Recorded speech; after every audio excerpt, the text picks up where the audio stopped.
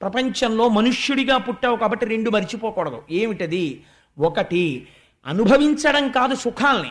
సుఖాల్ని అనుభవిస్తూ పోతే దానికి అంతే ఉండదు. పశువుకి మనిషికి తేడా ఎక్కడా? పశువు సుఖాన్ని అనుభవించడంలో ఎప్పుడూ అంతమును కోరదు.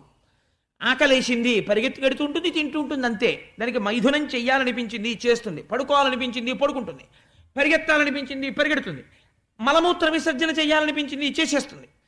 తప్ప ఇది సుఖమా, ఇక్కడ పడుకోవచ్చా, ఇలా ప్రశ్నదేం వేయదు. నువ్వు వెయ్యగలవు, ఇది సుఖమా అని అడగగలవు. అందుకని సుఖాల్ని త్రోసిరాదనవచ్చా అనకూడదు. గృహస్థాశ్రమంలో ఉండి నువ్వు సుఖాన్ని అడగాలి. నా భార్యా బిడ్డలతో నాకు ఐశ్వర్యంతో నేను ఆనందంగా ఉండాలి. కానీ ఎలా ఉండాలి? తామరాకు మీద నీటి బొట్టులా ఉండాలి. ఇన్ని భోగముల మధ్యలో ఉండి ఈశ్వరుడి పాదాలు పట్టుకుని ఉండాలి.